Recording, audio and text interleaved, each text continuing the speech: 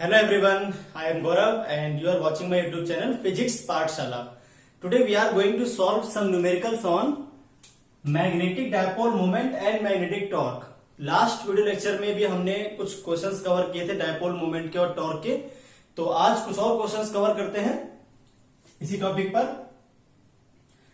Numericals on magnetic dipole and torque.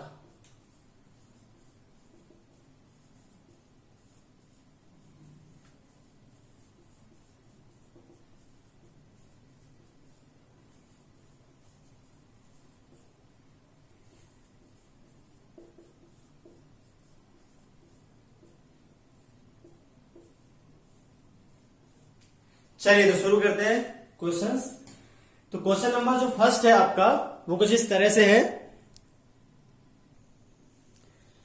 देख question क्या है भाई, एक सर्कुलर वायर लूप है अपने पास, रेडियस कैपिटल आर की, मास उसका स्मॉल एम है और उसमें करंट आई फ्लो कर रहा है जैसे आपको दिखा रखा है मैंने, ठीक है भाई। ये इसकी एक्सिस मान लीजिए इस तरह से वर्टिकली डाउनवर्ड, ठीक है, इस तरह से रखिए। ये हुई इसकी एक्सिस, ऐसी। तो एक्चुअल में जो रखी हुई है इस तरह से रखी हुई है, लाइक दिस, ऐसे रखी हुई है एग्जैक्टली, ठीक है। ऐसे नहीं रखी हुई है, ये रखी हुई है आपकी इस तरह से, और ये इसकी एक्सिस है और इसके ऊपर मैग्नेटिक फील्ड है वो इस तरह से जा रही है, ठीक है, ऐसे। ये मैग्नेटिक फील्ड बिल्कुल इस तरह का सिस्टम है ये, ऐसा। अब 3D फिगर हम बना नहीं सकते इसलिए मैंने वहां पर ऐसा बना के आपको दिखा दिया है। तो इस तरह का है ये system. Magnetic field green colour से दिख रही है आपको, जो मार्कर है, और ये जो चूड़ी ले रखी है मैंने, ये आपकी लूप है, सर्कुलर लूप, और इसमें करंट फ्लो कर रहा है इस तरह से, ऐसा, ठीक है, ऐसा देखिए, ऐसा, इस तरह से, ऐसा, ठीक है। एक मिनट रुकिए, इसको चेंज कर देता हूं मैं, जो फिगर बना दिया है ना।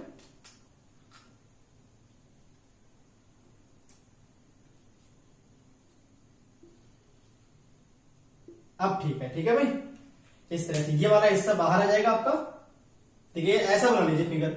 अब ये वाला हिस्सा ऊपर की तरफ है ये, और ये वाला हिस्सा है पीछे की तरफ, ऐसा। तो करंट कैसा आ रहा है इसमें, इस तरह से एंटी क्लॉकवाइज करंट आपका आ रहा है इसमें, ठीक है भाई, एंटी क्लॉकवाइज करंट। तो ये होगी इसकी एक्सिस, इस तरह से रखा हुआ है। अब क्या कह रहा है कि इसमें मैक्सिमम करंट हम क्या फ्लो करवाएं ताकि इसका जो एक एज है वो जस्ट उठने वाला हो, या उसके उठने से पहले तो हम कितना करंट फ्लो करवा सकते हैं। एक करंट ऐसा आएगा कि एक एज उठ जाएगा आपका। अब देखिए क्यों उठेगा, पहले समझना है क्यों उठेगा। देखिए अब क्या होगा, मान लीजिए ये इस तरह से आपकी लूप है, इस तरह से, और इसमें करंट कैसा है भाई, करंट है इसमें एंटी क्लॉकवाइज। तो इसका डायपोल मोमेंट क्या आएगा, ऐसे आपके पास एक लूप है,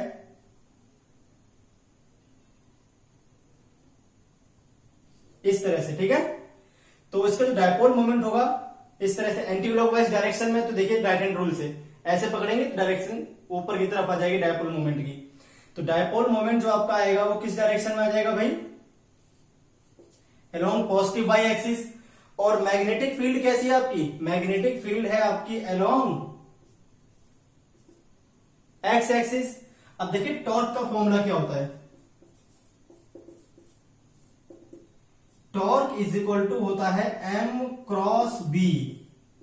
क्या होता है भाई, एम क्रॉस। अगर आपको डायपोल मोमेंट पता है तो टॉर्क का फॉर्मूला होता है एम क्रॉस बी। ये मैंने वीडियो लेक्चर में कवर किया था, torque on A current carrying loop. तो एम क्रॉस बी आता है, एम बी साइन थीटा, तो एम क्रॉस बी। तो टॉर्क की जो डायरेक्शन होती है वो कैसे निकलती है, पहले एम से बी की ओर चलते हैं, एम से बी की ओर। देखिए कैसे, अब राइट हैंड रूल से निकालना है भाई। जो टॉर्क होगा वो एम वेक्टर और बी वेक्टर दोनों से ही 90 डिग्री बनाएगा। टॉर्क जो है वो 90 डिग्री बनाएगा एम वेक्टर से भी, और टॉर्क जो है वो 90 डिग्री बनाएगा बी वेक्टर से भी। और इसकी डायरेक्शन निकलेगी राइट हैंड रूल से। कैसे निकलेगी भाई, आप एम से बी की ओर मुड़ जाइए ऐसे। तो एम से बी की ओर मुड़ेंगे तो टॉर्क किस डायरेक्शन में आएगा, इनवर्ड डायरेक्शन में। देखिए क्लॉकवाइज मुड़ रहे हैं तो इनवर्ड डायरेक्शन में, यानी जेड एक्सिस पर आ जाएगा। टॉर्क आ जाएगा अलोंग माइनस जेड एक्सिस। क्या आ जाएगा भाई, माइनस जेड एक्सिस। और जैसे ही घूम रहा है ना, जैसे ही दिखा रहा है सर्कल घूमता हुआ, बिल्कुल वैसे ही घूमेगी लूप। अगर ये इस तरह से दिखा रहा है ना घूमता हुआ, तो आपका ये क्लॉकवाइज घूम जाएगा। देखिए ये चूड़ी जो हमारे पास, ये कैसे घूमेगी। अब इस पे फोर्स कैसे, ये जो लग रहा है एम से बी की ओर मुड़ रहे हैं, टॉर्क कैसा गया, टॉर्क गया इस तरह से, ऐसा अंदर की ओर जेड एक्सिस पे। तो घूमेगी कैसे भाई, देखिए ऐसे दिखा रखा है ना मैंने, तो ये ऐसा घूमना शुरू कर देगी इस तरह से, ऐसे घूमेगी। टॉर्क की जो डायरेक्शन है वो कैसी आएगी, टॉर्क की डायरेक्शन आ रही है माइनस जेड एक्सिस पर। देखिए ये तो हो गया आपका एक्स एक्सिस, ये हो गया भाई एक्स एक्सिस, ये हो गया वाई एक्सिस, और ये क्या हो गया जेड एक्सिस। तो ऐसे आ गया टॉर्क इस डायरेक्शन में। अब घूमेगी कैसे, इसी एक्सिस के अबाउट घूमेगी, क्योंकि टॉर्क तो एक्सिस पे काम करता है ना, घूमने वाली रोटेशन एक्सिस पे। तो टॉर्क इस डायरेक्शन में तो ऐसे घूमना शुरू कर देगी बेंजल, इस तरह से घूमेगी ऐसी, ठीक है, इस तरह से लाइक दिस। तो जमीन पे है, अभी कैसे घूमेगी, देखिए दिखा रखा है मैंने क्लॉकवाइज। तो यहाँ पे धक्का लगता है इस पे नीचे की ओर, और इस पे लगता है ऊपर की ओर, तो ऐसे घूम जाएगी इस तरह से, ऐसे घूमेगी, ठीक है। और ये होगी इसकी एक्सिस, जिसके अबाउट ही घूमेगी, ऐसे एक्सिस मान लीजिए, अब ऐसे घुमा दीजिए इसी एक्सिस के अबाउट इसको, ठीक है, इस तरह से घूम जाएगी। तो ये इस पे लगता है ऐसे फोर्स, और इस पे लगता है भाई ऐसे फोर्स। इस तरह से घूमना चाहती है टॉर्क की वजह से, ठीक है, इस तरह से घूमना चाहती है भाई टॉर्क की वजह से। तो ये आ गया आपका टॉर्क। टॉर्क किस डायरेक्शन में आ गया, अलोंग माइनस जेड एक्सिस आ गया। चलिए इसकी वैल्यू पता कर लेते हैं भाई।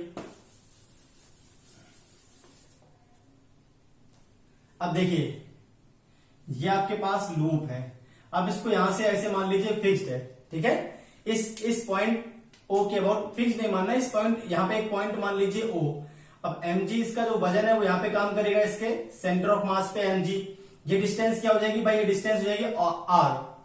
तो देखिए क्या हो रहा है, ये चाहता है कैसे घूमेगी, अगर इसको हम यहां से ऐसे पकड़ ले तो वजन इसको नीचे घुमाने की तो कोशिश करेगा इस डायरेक्शन में, ऐसे वजन इसको ऐसे घुमाने की कोशिश करेगा, ठीक है। तो टॉर्क ऑफ mg, जो आपका टॉर्क ऑफ mg है, टॉर्क ऑफ वजन है ना, वो इक्वल हो जाएगा torque of magnetic field. Torque of magnetic field, torque of weight जब टॉर्क ऑफ मैग्नेटिक फील्ड के बराबर, देखिए मैग्नेटिक फील्ड कैसे घुमाना चाहती है, मैग्नेटिक फील्ड घुमाना चाहती है इस तरह से, ऐसा। जबकि जो वेट है ये टॉर्क ऑफ mg की वजह से आएगा, और ये टॉर्क ऑफ मैग्नेटिक फील्ड की वजह से रोटेशन है। तो ये चाहती है कैसे घुमाना, ये चाहती है कि घूमे क्लॉकवाइज। टॉर्क मैग्नेटिक क्या चाहता है भाई, क्लॉकवाइज घूमे, और mg टॉर्क क्या चाहता है, एंटी क्लॉकवाइज घूमे। दोनों बराबर हो जाएंगे तो वहां पर क्या आ जाएगा आपके पास, ये तब तक स्टेबल रहेगी। और जैसे ही टॉर्क मैग्नेटिक ज्यादा हो जाएगा, इसका एक एंड क्या हो जाएगा, उठ जाएगा। जब तक ये बराबर रहेंगे जब तक तो अच्छी बात है, अगर मैग्नेटिक वाला कम है तो ऐसे रुका रहेगा, लेकिन अगर मैग्नेटिक ज्यादा हो गया तो फिर ये ऊपर हो जाएगा। तो मैग्नेटिक जब इसके बराबर होगा तो वही करंट होगी मैक्सिमम करंट। देखते हैं for maximum current, for maximum current, या तो टॉर्क मैग्नेटिक जो है टॉर्क mg से कम हो तो ये जमीन पर ही पड़ी रहेगी, या फिर टॉर्क मैग्नेटिक फील्ड जो है वो टॉर्क mg के बराबर हो तब ये जमीन पर रहेगी। लेकिन अगर टॉर्क मैग्नेटिक फील्ड ज्यादा हो गया तो फिर ये ऊपर की तरफ उठ जाएगी। आपको ध्यान देना है, देखिए थोड़ा सा ध्यान इसमें ये देना है कि कैसे घूमेगा।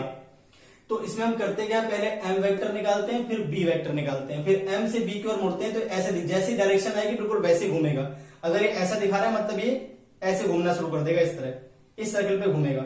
इस सर्कल आपका ऐसा है, ऐसा बनना है ना, तो ऐसे घूमना शुरू कर देगा इस तरह से, ठीक है। टॉर्क आएगा आपका एक्सिस पर ऐसा, जेड एक्सिस पर अंदर की ओर, और ये घूमेगा कैसे भाई, घूमेगा ये आपका इस तरह से ऐसा, ठीक है। ये नीचे आएगा, ये ऊपर जाएगा ऐसा। और वजन की वजह से अगर इसको हम यहां से पकड़ ले, देखिए वजन की वजह से नीचे तो घूमता ही अपने आप। मैं इसको छोड़ दूंगा तो देखिए नीचे की तरफ आ रहा है, और मैग्नेट चाहता है ऐसे घूमे ऊपर की तरफ।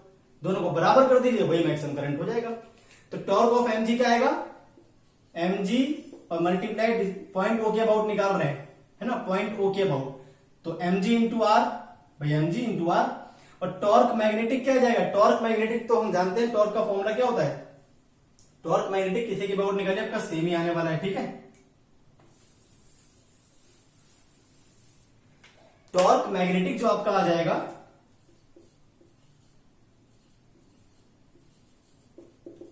वो आ जाएगा m into B into sine into theta. तो m और b के बीच क्या बन रहा है, थीटा 90 डिग्री बन रहा है। तो m क्या, डायपोल मोमेंट। तो करंट और मल्टीप्लाई क्या आ जाएगा, एरिया इसका pi r square multiply magnetic field, और साइन 90 की वैल्यू क्या आ जाएगी 1। तो ये आ गया I into pi into R square into magnetic field क्या आ गया भाई, टाउ मैग्नेटिक। तो टाउ मैग्नेटिक की वैल्यू पुट कर लेते हैं इस जगह पे।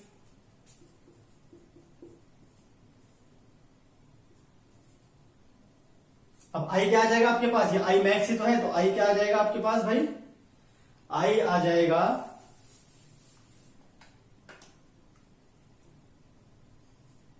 mgr divided by pi square into B, ये आ जाएगा आपका करंट, जहां पर आर क्या है, रेडियस ऑफ सर्कुलर रूप जिसमें करंट फ्लो कर रहा था। करंट कैसे फ्लो कर रहा था इसमें भाई, ऐसा। तो ये आ जाएगा भाई आपका आंसर इस तरह से। तो इस इतना करंट है, अगर इससे कम करंट रहेगा तो अच्छी बात है, अगर इससे ज्यादा करंट हुआ तो फिर लूप उठ जाएगी आपकी, मैग्नेटिक टॉर्क ज्यादा हो जाएगा, लूप को उठा देगा, लूप इस तरह से उठ जाएगी, है ना।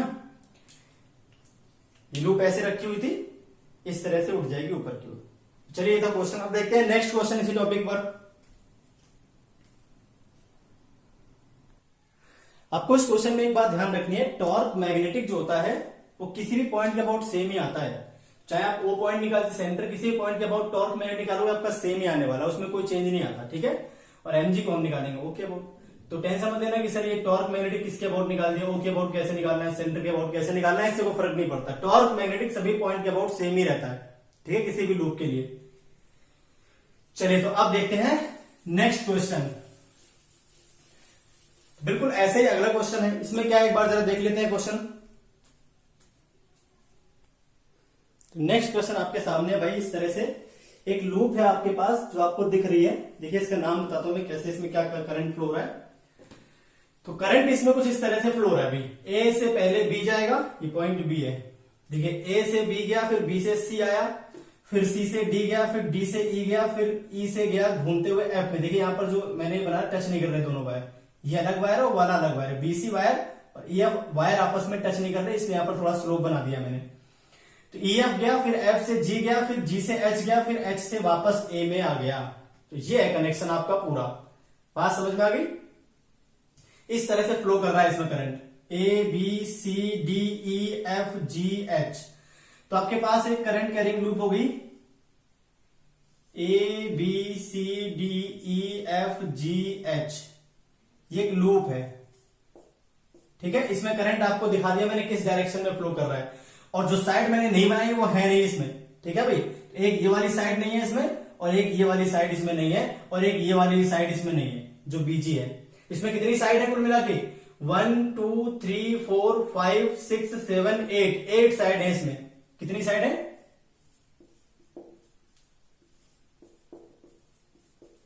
4 साइड गायब है इसकी। एक तो ये वाली साइड गायब है, एक ये वाली साइड नहीं है इसमें, ठीक है, एक ये वाली साइड इसमें नहीं है, और एक इस वाली साइड में कोई करंट नहीं है। किसमें, एच जी जो साइड है आपके पास उसमें कोई करंट नहीं, तो उसको ऐसे बना लेते हैं, इस तरह से रोटेट हटा दीजिए, ठीक है ऐसा। तो जो मैंने दिखा रखा है 8 ही साइड है इसमें, सारे नाम आपके सामने दिख रहे हैं। तो ए बी है, बी सी है, फिर सी डी है, फिर डीई है, फिर ई एफ है, फिर एफ जी है, फिर जी एच है इसमें, और ये आपके पास एच ए है। 4 साइड इसमें नहीं है जिसमें करंट फ्लो कर रहा है, वो केवल 8 साइड है, ठीक है, हैविंग 8 साइड्स, ठीक है। अब इसमें क्या है भाई, जो मैग्नेटिक फील्ड लगा दिया आपने, ये वाई एक्सिस के अलोंग आपने लगा रखी है इसमें मैग्नेटिक फील्ड, ठीक है।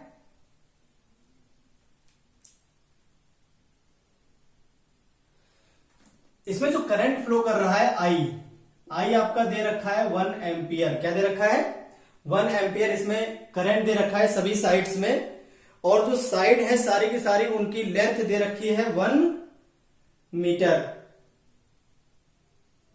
चलिए लेंथ क्या दे रखी है भाई आपको, सभी साइड्स की जो लेंथ है वो है 1 मीटर।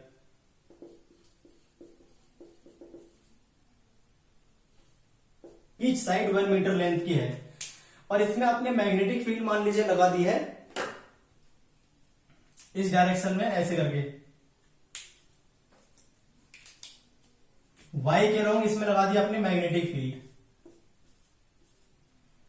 मैग्नेटिक फील्ड की जो वैल्यू है वो अपने मन से मान लेते हैं टेस्ला है अलोंग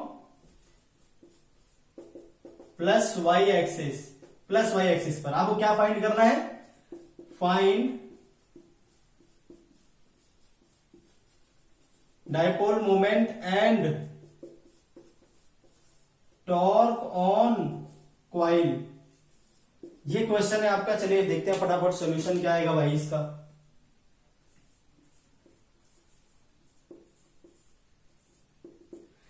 ये जो कॉम्बिनेशन आपको दिख रहा है, ये कॉम्बिनेशन 3 लूप से मिलकर बना है। अब देखते हैं कैसे 3 लूप से मिलकर बना है भाई। एक लूप आपको ये मान लेनी है इस तरह से, ठीक है भाई।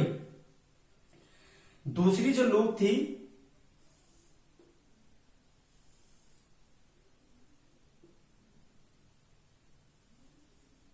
वो कुछ इस तरह से मान लीजिए आप।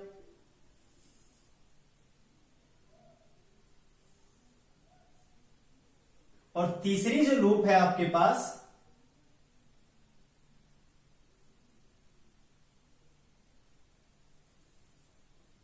वो इस तरह से है, ठीक है, इस तरह से। बिल्कुल तीसरी लूप जो है आपकी इस तरह से है।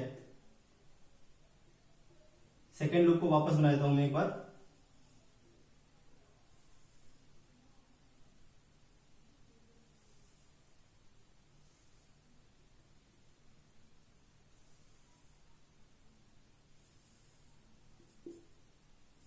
ये इन तीनों को जब मिलाऊंगा तो ये बन जाएगा, है ना। इसका नाम हो जाएगा बी जी एफ सी। इसका नाम मान लेते हैं ए बी जी एच। और तीसरी वाली लूप का नाम मान लेते हैं, दे रखा है, मानना क्या है, डी ई। ये हो जाएगा एफ और ये हो जाएगा सी, ठीक है। अब देखिए इसमें करंट कैसा है। इसमें करंट ऐसा है, ठीक है। इस वाली में करंट कैसा है? इस तरह से है। और नीचे वाले में करंट कैसा है आपका? इस तरह से।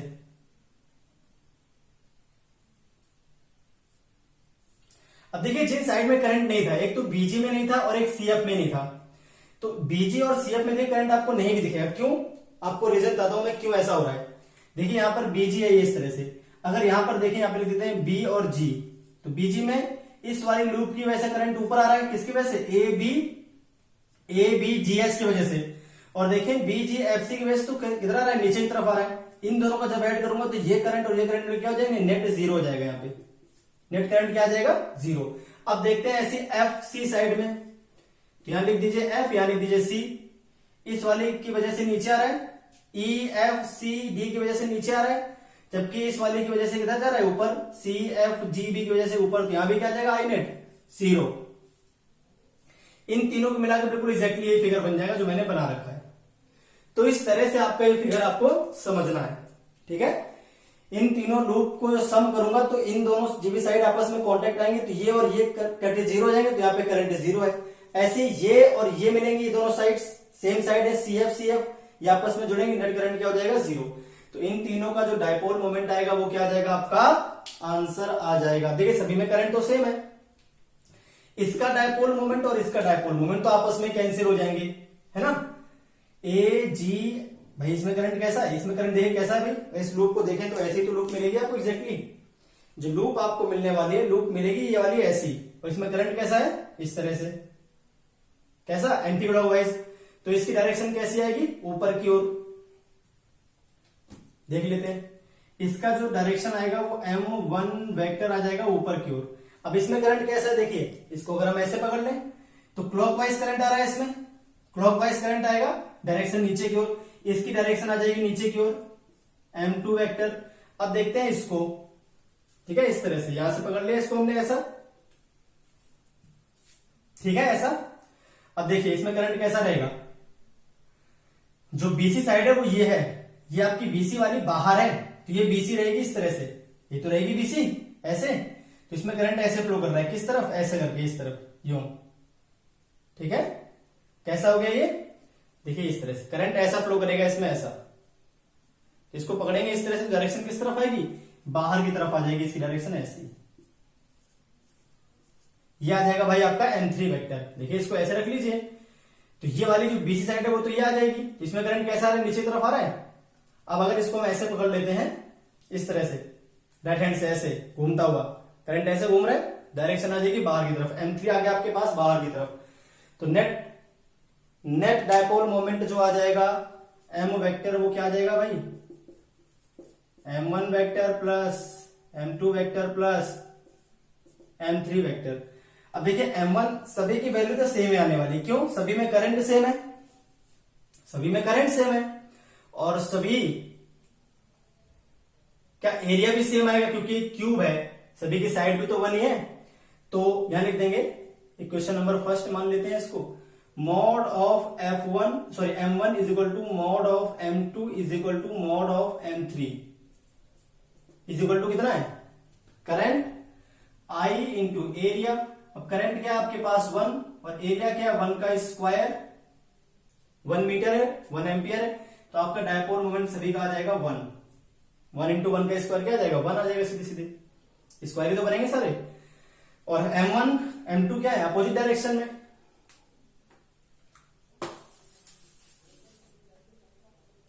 ठीक है, as M1 vector is equal to minus M2 vector. तो जो M वेक्टर बचेगा टोटल, वो क्या आ जाएगा, M1 M2 मिलकर तो 0 हो जाएंगे, यहां से क्या आ जाएगा भाई, M1 vector plus M2 vector is equal to 0 vector, है ना। तो ये तो हो गया 0 प्लस M3 वेक्टर, है ना। डायरेक्शन कैसी आ रही है आपको दिख रही है, आई कैप के लोग, वैल्यू क्या है इसकी 1, तो 1 आई कैप आपका आ जाएगा नेट डायपोल मोमेंट, 1 आई कैप आपके पास आ गया नेट डायपोल मोमेंट। क्लियर होगी बात। चलिए भाई, तो आगे बढ़ चलते हैं। अभी हमें टॉर्क भी निकालना है, क्या निकालना है, टॉर्क। तो आपके पास डायपोल मोमेंट तो आ ही गया। अब टॉर्क का फॉर्मूला क्या होता है भाई, M vector cross B vector. M क्या है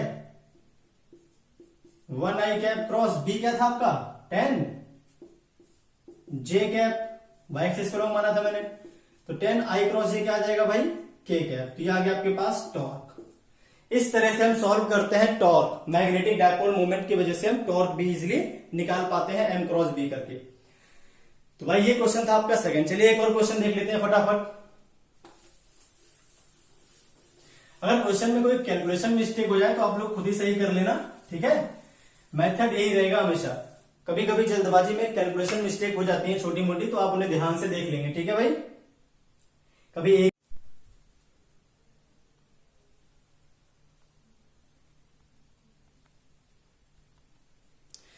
तो जो नेक्स्ट क्वेश्चन है ये आपके सामने है। इसमें क्या है भाई, हाइड्रोजन एटम की ग्राउंड स्टेट में एक आपके पास इलेक्ट्रॉन है जो रिवॉल्व कर रहा है एंटी क्लॉकवाइज डायरेक्शन में। देखिए आपकी ऑर्बिट कुछ इस तरह से रखी हुई है, ठीक है, ऐसी। ये वाला हिस्सा ऊपर है और ये वाला हिस्सा नीचे है। यहाँ पे सेंटर है मान लीजिए, ये वाला जो हिस्सा है ये नीचे की ओर है। जो लाइन एक्सिस गुजरती है ना, तो अगर डॉटेड होती है इसका मतलब ये वाला हिस्सा ऊपर होता है, और सही से बने मतलब ये हिस्सा दबा हुआ है नीचे की तरफ है। तो आपके ऐसे एक्सिस है, पहले ये इस तरह से रखी हुई कॉइल। इसमें करंट कैसे फ्लो करता है, ऐसे। कैसे, एंटी क्लॉकवाइज। डायरेक्शन कैसी आ रही है, ऊपर की ओर। डायपोल मोमेंट आपका इस डायरेक्शन में आएगा, M वेक्टर। और यहां पर M वेक्टर और B वेक्टर के बीच का जो एंगल है दे रखा है 30 डिग्री, ठीक है भाई। M वेक्टर और B वेक्टर के बीच का एंगल क्या दे रखा है आपको, 30 डिग्री।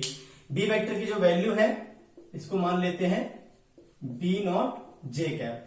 अब आपको निकालना है एक तो डायपोल मोमेंट और एक निकालना है आपको टॉर्क। चलिए करते हैं इसका सॉल्यूशन।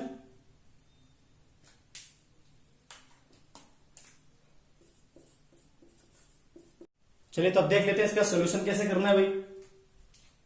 तो सॉल्यूशन में क्या करना है आपको,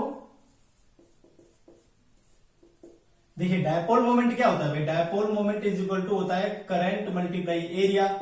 करंट क्या होता है, चार्ज अपॉन में टाइम। एरिया क्या हो जाएगा भाई इसका, पाई आर स्क्वायर। मैंने मान लिया जो इसकी ग्राउंड स्टेट है इसकी रेडियस क्या है, आर है, ठीक है।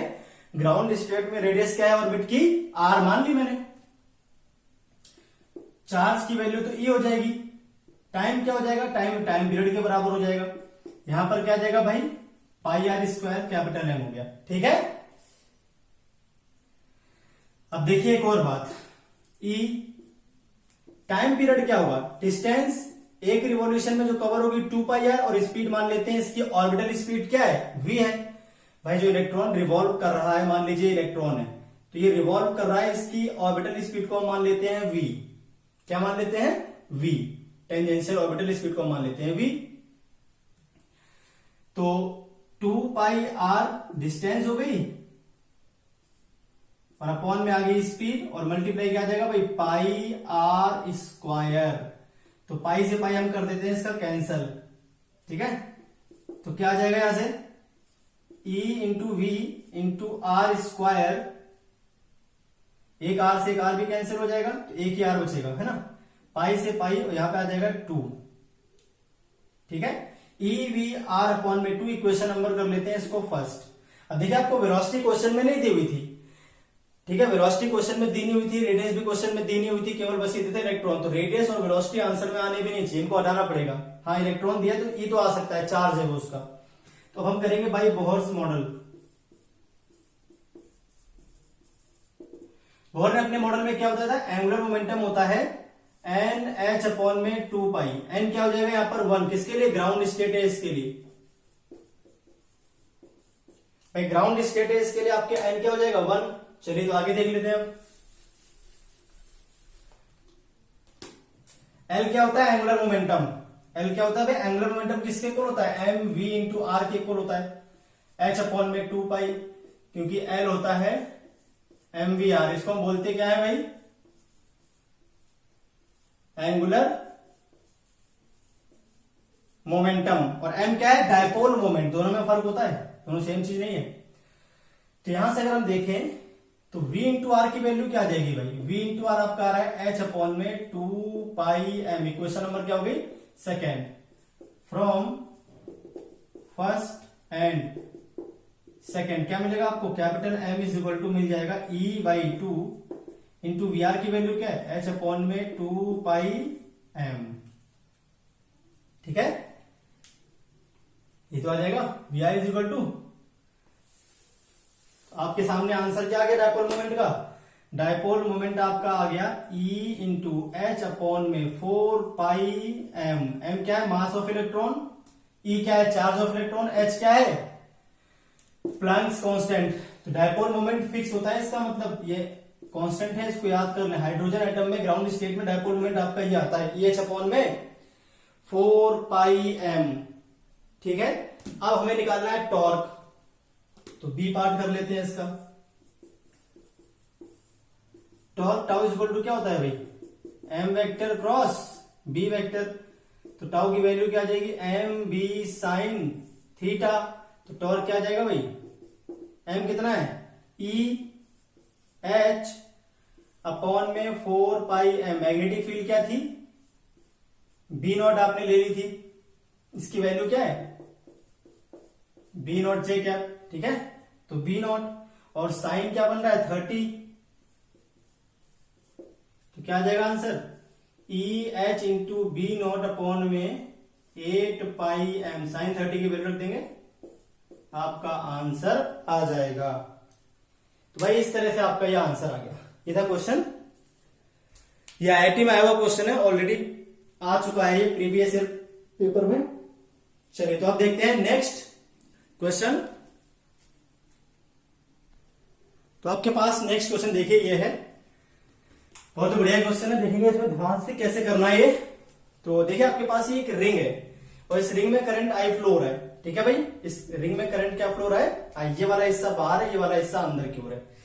देखिए ये जो ब्लैक कलर के मैंने बना रखे हैं ना, ये मान लीजिए कोई नॉन कंडक्टिंग मटेरियल की जिससे कनेक्ट है, ये एक्सेल से, मतलब ये दोनों रॉड जो है इसको एक्सेल से जोड़ रही है रिंग को, ताकि रिंग इनसे इससे जुड़ी रहे, एक्सेल से जुड़ी रहे।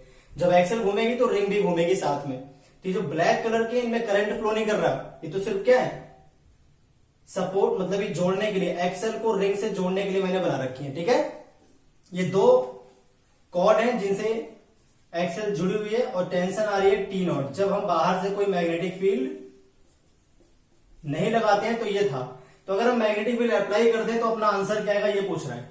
तो ये हमारे पास एक सर्कुलर कॉइल है जिसकी रेडियस क्या है, स्मॉल बी है। इसमें अगर हम करंट फ्लो कराते हैं और कोई मैग्नेटिक फील्ड नहीं लगाते हैं, ठीक है, तो जो इसका वजन है, इसका मास स्मॉल है इसका, तो इसका जो वजन है वो इन दोनों थ्रेड्स पे या कॉर्ड जो भी आपको समझना है, इन पे टेंशन लगा रही है, टी नोट इस पे और टी नोट इस पे।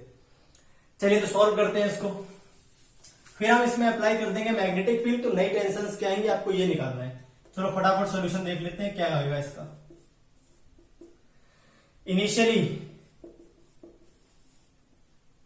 है ना, बी वेक्टर क्या है आपका 0, तो बी वेक्टर अगर 0 होगा तो जाहिर सी बात है 2t नॉट किसके इक्वल आ जाएगा भाई, 2t नॉट सीधा सीधा किसके इक्वल आ जाएगा, mg के इक्वल आ जाएगा। 2t नॉट डायरेक्ट जो पूरा वजन है किसके इक्वल आ जाएगा भाई, mg के इक्वल। कोई प्रॉब्लम नहीं इसमें। इक्वेशन नंबर फर्स्ट कर लेते हैं again. When b vector is applied along y axis, vertical direction में इस तरह से अप्लाई कर रहा है, तो वर्टिकल डायरेक्शन को y एक्सिस मान लेते हैं। तो मान लीजिए आपने इस तरह से फील्ड अप्लाई कर दी, इसमें आपने यहां पर फील्ड लगा दी इस तरह से, ठीक है भाई। b वेक्टर आपने क्या लगा दी, फील्ड, तो इसकी वैल्यू क्या है, b है। मैग्नेटिक फील्ड की वैल्यू क्या है, b है, और डायरेक्शन आपको दिख रही है ऊपर की तरफ है। चलिए तो आप देखते हैं क्या करना है इसमें। आप देखिए क्या होगा, तो पहले आप ध्यान से देखें और समझें इसको। ये जो लूप आपको दिख रहा है, इसमें करंट कैसा है भाई, करंट इसमें कैसा है, एंटी क्लॉकवाइज। ये देखिए इस तरह से जो लूप है अपने पास, ये कैसी है, ये रखी हुई है बिल्कुल ऐसे बाहर की तरफ, इस तरह से लाइक दिस, और ये हिस्सा आपका बाहर निकाल लीजिए, तो करंट कैसा आएगा, करंट आएगा इसमें ऐसा, ऐसे घूमते हुए। तो इसको अगर हम ऐसे पकड़ लेते हैं राइट हैंड से एंटी क्लॉकवाइज, तो डायरेक्शन क्या आ जाएगी, डायपोल मोमेंट की डायरेक्शन आपकी आ जाएगी उस तरफ। तो अगर हम लूप को देखें, सिर्फ ये लूप देखें, एक्सेल में कोई करंट नहीं है, लूप में ही टॉर्क प्रोड्यूस होगा, लूप पर ही टॉर्क लगेगा। एक्सेल पे कोई करंट नहीं, तो एक्सेल पे टॉर्क लगना भी नहीं, सिर्फ लूप को देखो आप। तो लूप में करंट आई ऐसे था और ऐसे था, ठीक है भाई। ये हिस्सा बाहर की ओर, ये इसकी मान लीजिए एक्सिस है ऐसी, ये इसकी एक्सिस है, ठीक। तो डायपोल मोमेंट आपका इस डायरेक्शन में ही आएगा, क्योंकि करंट कैसा है भाई, इस तरह से। करंट इसमें कैसा है, एंटी क्लॉकवाइज करंट है इसमें, है ना। डायपोल मोमेंट डायरेक्शन इस तरफ हो गई भाई, डायपोल मोमेंट हो गया आपका इस डायरेक्शन में m वेक्टर, और b वेक्टर किस तरफ है, ऊपर की तरफ, ठीक है। तो कैसे घूमेगा, m क्रॉस b इस तरह से घूमेगी ऐसा, इस सर्कल पे। और जो टॉर्क आएगा किसके लॉन्ग आ जाएगा, टॉर्क क्या होता है, m cross b, sorry m cross b ऐसा नहीं आएगा, m क्रॉस b आपका आएगा इस तरह से, ये आएगा। m से b की ओर मोड़ना है तो m क्रॉस b आप मोड़ लो।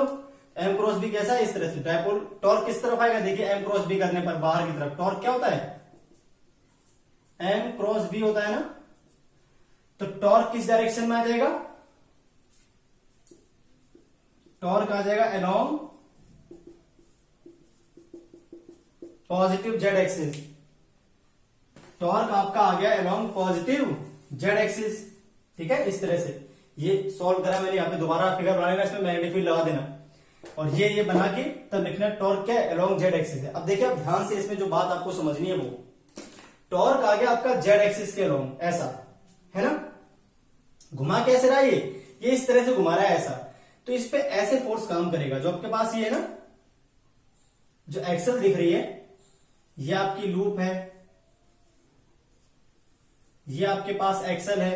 जो एक्सिस ऑफ रोटेशन है वो टॉर्क हमेशा एक्सिस ऑफ रोटेशन के अलोंग होता है। तो भाई ये हो गया एक्सिस ऑफ रोटेशन, और घूम कैसे रहा है, तो घूम रहा है इस तरह से, ऐसा घूमेगा। अब जब ये इस तरह से घूमेगा, ऐसा घूमना शुरू कर देगी, लूप पर जो टॉर्क लगता है वो इस तरह से लगता है, तो इधर वाली टेंशन थोड़ी कम हो जाएगी ऐसे टॉर्क, और इधर वाली टेंशन क्या हो जाएगी भाई, थोड़ी सी बढ़ जाएगी। अब टेंशन हो जाएंगी चेंज, टॉर्क प्रोड्यूस हो जाएगा इस पे, जो घुमाएगा इसको इस तरह से। टॉर्क है किस तरफ, आउटवर्ड डायरेक्शन में टॉर्क लगना शुरू हो जाएगा। अगर टॉर्क आपका जो आउटवर्ड डायरेक्शन में लगता है तो हमेशा एंटी क्लॉकवाइज घूमेगी, कोई भी चीज जिस पे टॉर्क लग रहा होगा। और टॉर्क अगर इनवर्ड लगता है तो वो चीज क्लॉकवाइज घूमेगी अपने ही प्लेन में। तो ये पूरा प्लेन कैसे घूमेगा भाई, एंटी क्लॉकवाइज घूमना शुरू कर देगा। तो टेंशन जो आएंगी नहीं, अभी हो जाएंगे चेंज। ठीक है भाई, अब ऐसे घूमेंगे, एक्सिल इस तरह से घूम जाएगी, तो यहाँ पे टेंशन कम हो जाएगी, यहाँ पर टेंशन बढ़ जाएगी। भाई यहाँ पर थोड़ा सा ऊपर उठेगा तो टेंशन यहाँ पे हल्की सी कम हो जाएगी, जाहिर सी बात है। तो ये अब टेंशन मान लीजिए हो गई T1, यहाँ पे टेंशन क्या होगी मान लीजिए आप T2। ये आपकी एक्सल थी, यहां पर एक कॉइल थी अपने पास बिल्कुल मिड पे, और ये दो जिससे वो बंधी हुई थी एक्सल से। तो ये कॉइल अगर कॉइल पे टॉर्क लगता है तो कॉइल को टॉर्क घुमाता है इस तरह से। ऐसे रखी थी कॉइल इस तरह से, तो कॉइल ऐसे घूमना शुरू कर देगी इस तरह से, लाइक दिस। ठीक है, देखिए इस तरह से अगर मैं आपको दिखाऊं तो मान लीजिए आपके पास ये इस तरह से कॉइल रखी है, तो जो एक्सिस आ रही है वो आ रही है इस तरह से। अभी घूमेगा कैसे, घूमेगा इस तरह से ऐसा। तो यहां पर जो एक्सल थी ना ये इस तरह से, इस पर टॉर्क लगता है और ये ऐसे घूमना शुरू कर देती है इस तरह से, इस तरह से ऐसे घूमेगी हल्की सी। ठीक है, समझ के बाद इस तरह से लाइक दिस। तो टेंशन बदल गई, यहां पे हो गई T1 और भाई यहां पर क्या हो गई T2। तो एक बात अभी भी कंफर्म है, T1 प्लस T2 मिलाकर तो mg के बराबर अभी भी आएंगे। वेट तो वही है ना, इसका जो वजन है अभी भी कितना है, mg तो है नीचे की ओर, तो वजन तो अभी भी रहेगा वही, mg नीचे की ओर था इसका। चलिए अब बात कर लेते हैं टॉर्क की। किसकी, टॉर्क। तो देखिए टॉर्क निकालते हैं। टॉर्क आप निकाल लीजिए किसी के भी अबाउट, जिसके अबाउट आपका मन करे आप निकाल सकते हो। तो मान लेते हैं इस पॉइंट के अबाउट निकाल लेते हैं, यहां पर एक पॉइंट मान लेते हैं O। ठीक है, तो टॉर्क अबाउट O, ये सेंटर, यहां पर एक पॉइंट आपने मान लिया O इस जगह पे। ठीक है, किसी और पेन से लिख देता हूं मैं इसको। ये पॉइंट है आपका O। अभी O पॉइंट के बाद आपने निकालना है टॉर्क। तो कैसे निकलेगा आप ध्यान से देखो।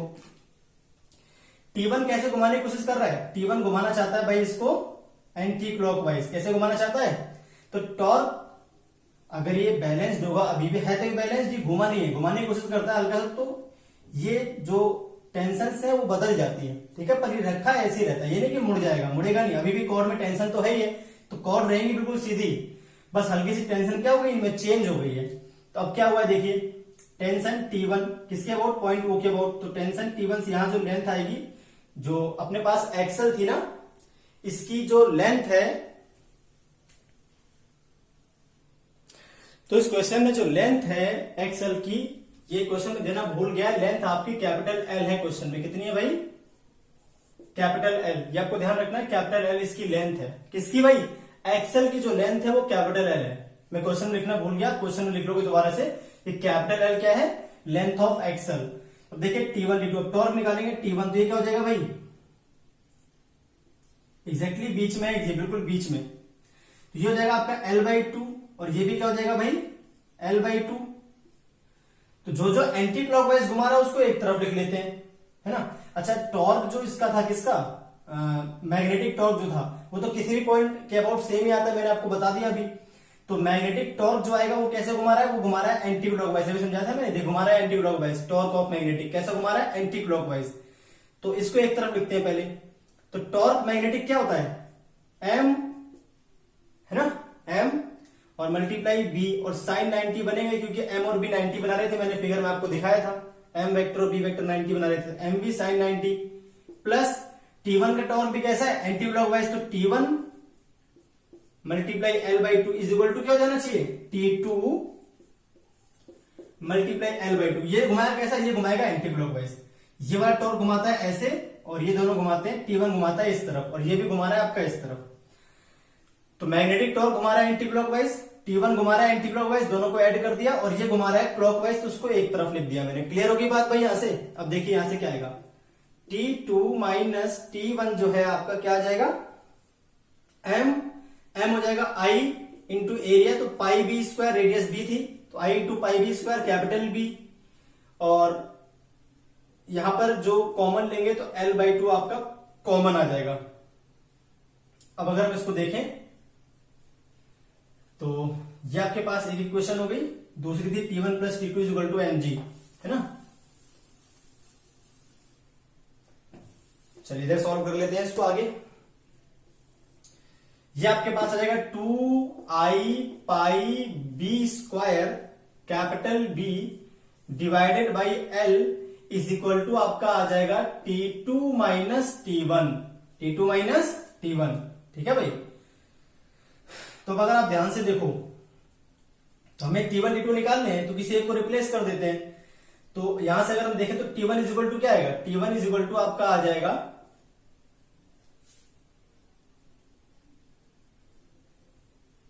ये हो गया आपके पास इक्वेशन नंबर, कर लेते हैं इसको third.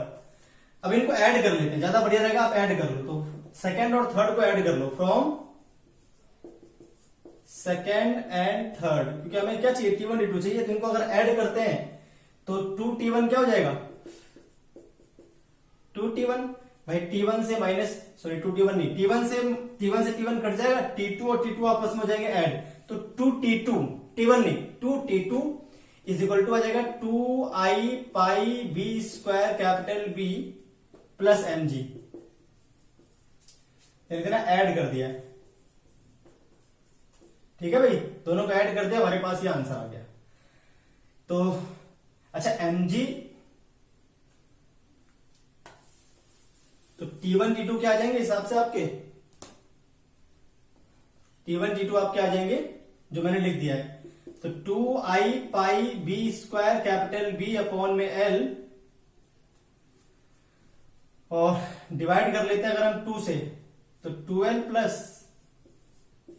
mg by 2 is equal to क्या हो जाएगा भाई आपके पास T2, ठीक है। 2 से 2 कैंसिल कर दो, तो पाई आई बी स्क्वायर अपॉन में 2l, और mg बाई 2 अगर हम देखें तो T नॉट के इक्वल है, तो plus T naught is equal to T2। तो T2 तो आपका बढ़ गया,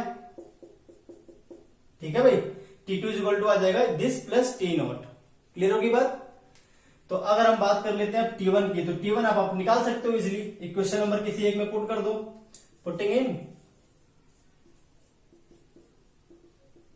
तो अगर हम सेकेंड में पुट कर देते हैं तो T1 कितना आ जाएगा, T1 इज इक्वल टू है भाई mg माइनस T2 इधर जाएगा, mg माइनस T2 की वैल्यू क्या थी, pi I B square capital B divided by T naught. mg क्या है, mg आपका 2T नॉट था, mg क्या था भाई 2T नॉट। तो mg की प्लेस पे 2T नॉट पुट कर दो, तो T1 इज इक्वल टू क्या है T naught 2T naught minus I into pi into B square capital B upon में 2l माइनस T नॉट, तो आ जाएगा T naught minus I into pi into B square upon में 2l। ये आ गया भाई T1 पहले से घट गया, T2 पहले से बढ़ गया। तो ये थे आपके आंसर। अब इसमें नंबर बी पार्ट और था भाई। नंबर बी पार्ट में क्या था, अगर B vector applied along axle, ठीक है। तो अब ध्यान से देखिए, ये आपके पास क्या है क्वाइल है, और क्वाइल का जो डायपोल मोमेंट था वो इस तरह से आया था, है ना। कॉइल का डायपोल मोमेंट इस तरह से आया था, और मैग्नेटिक फील्ड भी आप इसी डायरेक्शन में रहोगे।